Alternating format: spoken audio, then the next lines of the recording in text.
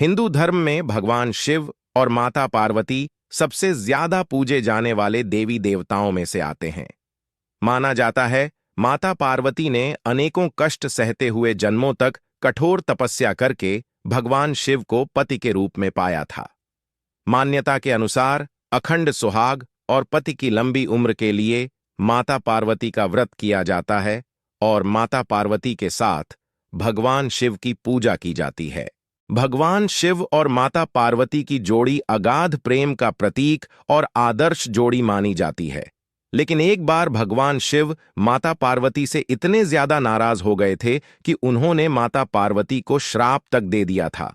आइए जानते हैं ये पौराणिक कथा। माता पार्वती ने 108 जन्मों की घोर तपस्या के बाद भगवान शिव को पति के रूप में पाया था।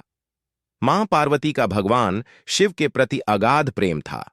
एक आदर्श पत्नी की तरह मां पार्वती भगवान शिव की सभी बातों का पालन करती थी और जब भगवान शिव कुछ बोला करते थे तो उसको पूरे ध्यान से सुनती थीं। एक बार भगवान शिव मां पार्वती को ब्रह्म ज्ञान देने के लिए सृष्टि की कथा सुना रहे थे। कथा सुनते सुनते मां पार्वती किन्हीं दूसरे विचारों में खो गई। जैसे ही भगवान शिव को इस बात का एहसास हुआ कि मां पार्वती उनकी बातों पर ध्यान नहीं दे रही हैं, तब उन्होंने मां पार्वती से पूछा कि क्या आप मेरे द्वारा सुनाई जा रही कथा को सुन रही हैं? लेकिन मां पार्वती कहीं और खोई हुई थी, इसलिए उन्होंने भगवान शिव के सवाल का कोई उत्तर नहीं दिया। कुछ समय बाद जब मां पार्वती का अपने विचारों से ध्यान भंग हुआ और वे अपनी दुनिया में वापस लौटीं, तब भगवान शिव ने क्रोधित होते हुए मां पार्वती से कहा कि आपने ब्रह्म ज्ञान का अनादर किया है। जब किसी से शिक्षा या ज्ञान लिया जाता है तब ध्यान भंग नहीं होना चाहिए, और अगर ऐसा होता है तो ये दंडनीय है। इसके बाद भगवान शिव ने दंड स्वरूप मां पार्वती को श्राप दिया कि अब आपका जन्म किसी मछुआरे परिवार में होगा। मां पार्वती को अपनी गलती का एहसास हुआ, पर तब तक काफी देर हो चुकी थी और भगवान शिव उनको श्राप दे चुके थे। अब दुख में डूबी हुई मां पार्वती मछुआरों के एक गांव में पहुंची।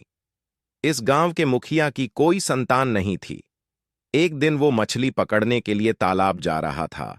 तब उसको रास्ते में एक पेड़ के नीचे एक कन्या बैठी हुई मिली, जो कि वास्तव में कन्या के रूप में मां पार्वती थीं।